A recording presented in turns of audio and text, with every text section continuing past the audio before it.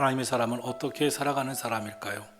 하나님의 사람은 무엇으로 사는 사람일까요? 하나님의 사람은 하나님 주시는 생각으로 사는 사람입니다. 하나님이 주신 말씀을 힘입어 사는 사람을 우리는 거듭난 사람이라고 할 수 있습니다. 사도 바울의 일생은 고난과 어려움이 늘 함께했던 삶이었습니다. 예수님을 만나고 그는 소아시아로 또 유럽으로 복음을 들고 나아갔습니다. 말할 수 없는 박해가 뒤따랐습니다. 가는 곳곳마다 교회를 세우고 개척교회를 해야 하다 보니 악한 영의 회방이 너무나 많았습니다. 많은 사탄의 역사가 있었습니다.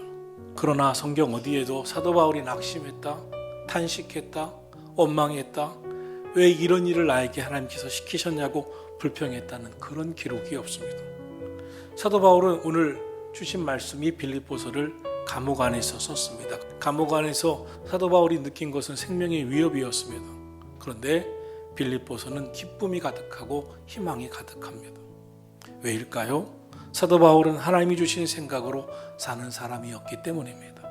그는 하나님의 사람이었습니다. 그는 거듭난 사람이었습니다.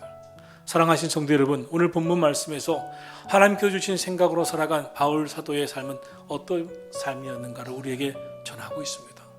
첫째로 사도 바울은 불행한 환경이 나를 불행하게 할 수 없다는 믿음을 갖고 살아간 삶이었습니다. 오늘 본문 11절 말씀을 함께 보겠습니다. 내가 궁핍함으로 말하는 것이 아니니라. 어떠한 형편이든지 나는 자족하기를 배웠노니. 할렐루야. 나는 어떠한 형편에서든지 행복하게 살 것이다. 어떠한 형편에서든지 감사하며 살 것이다. 불행한 환경이 나를 불행하게 놔두지 않을 것이다. 이런 마음으로 살았다는 것입니다. 즉 하나님 주신 생각을 품고 살았다고 하는 것입니다. 평범한 사람은 항상 노력하지만 노력하다가 지친다고 합니다. 지혜로운 사람은 환경을 바꾸는 사람이라고 합니다. 진정한 믿음은요, 환경의 지배를 받는 게 아닙니다. 환경을 뛰어넘는 겁니다. 결국 환경을 바꾸는 것입니다. 그럼 어떻게 살아가야 하겠습니까? 하나님 주신 생각을 마음에 품고 하나님을 생각하면서 사는 것입니다. 사람의 생각은 어떻습니까? 사람의 생각은 늘 욕심 부리다가 서로 다투는 생각입니다. 서로 원망하고 불평하는 생각입니다. 사람의 생각은 고집 부리다가 오판하고 좌절하는 생각입니다. 결국 절망합니다. 멸망으로 갑니다. 그러나 하나님이 주시는 생각은 사랑입니다. 이해심입니다. 용서입니다. 하나님이 주시는 생각은 긍정적인 마음입니다. 희망입니다. 믿음으로 기도하는 것입니다. 결국 축복으로 나아갑니다. 성경에 1.1획도 절망해라, 좌절해라, 포기하라 그런 말씀이 없습니다.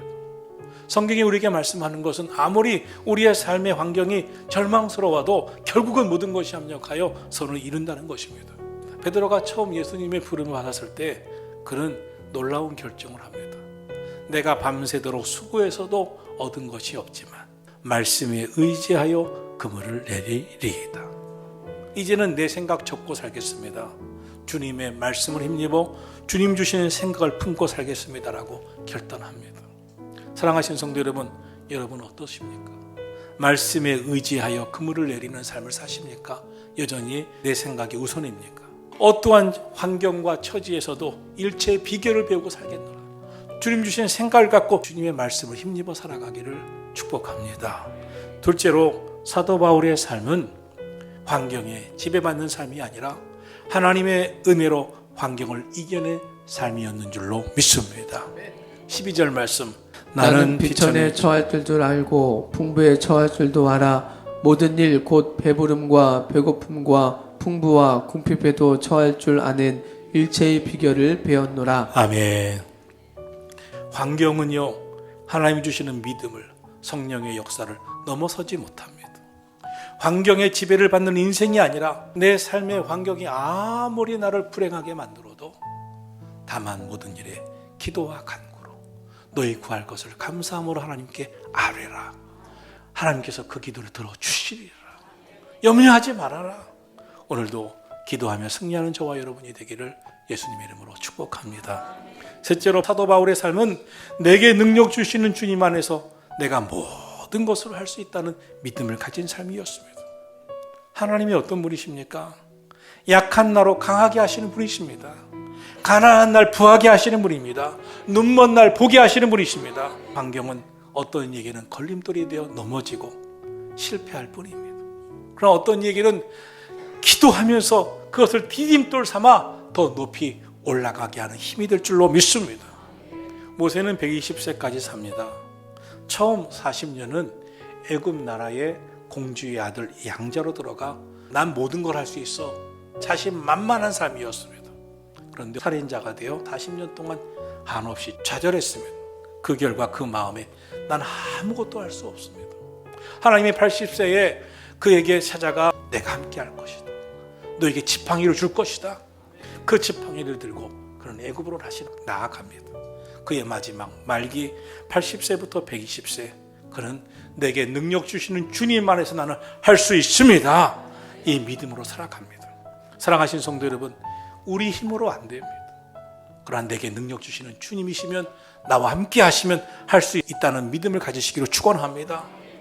우리는 어떤 사람입니까? 하나님 주신 말씀을 힘입어 하나님 주신 생각을 내 생각에 집어넣고 하나님 주시는 능력으로 살아가는 주의 백성인 줄로 믿습니다. 예수님은 말씀하셨습니다. 나는 포도나무요 너희는 가지다. 저가 내 안에 내가 저 안에 있으면 이 사람은 과실을 많이 맺나니 나를 떠나서는 너희가 아무것도 할 수 없음이니라. 주 안에 거하면 우리는 내게 능력 주시는 주님 안에서 할 수 있음을 믿으시기를 축원합니다. 성령의 능력은 힘으로도 안 되고 지혜로도 안 되는 것을 되게 하시는 능력인 줄로 믿습니다. 여러분, 우리는 상황과 조건에 따라 만족하는 그런 인생이 아닙니다. 광야를 지나던 이스라엘 백성들은 상황과 조건이 나쁘면 하나님을 향하여 원망 불평을 합니다. 결국 많은 사람들이 가나안 땅에 들어가지 못하고 심판받습니다. 하나님은 원망과 불평, 불신앙으로 살아간 그들을 굉장히 심각하게 다루셨습니다. 그것은 영적인 문제라는 것입니다. 오늘 여러분의 인생에도 내 마음에 믿음이 떨어지고 원망과 불평이 찾아올 때가 있습니다. 그때 어떻게 해야 하겠습니까? 하나님 도와주세요. 성령님 도와주세요. 믿음으로 이겨내게 해주세요. 믿음으로 하나님이 나와 함께 하신다는 믿음 가지고 살게 해주세요. 인간의 불행은 채울 수 없는 세상 것으로 채우려 하면 실패하게 됩니다. 참된 만족은 하나님께로부터 옴을 믿으시기를 축원합니다. 하나님이 나와 함께 하시면 내게 능력 주시는 자 안에서 모든 것을 할 수 있게 하시는 줄로 믿습니다. 사랑하신 성도 여러분, 우리 하나님 주시는 생각을 품고 살아가 승리하시기를 예수님의 이름으로 축원합니다.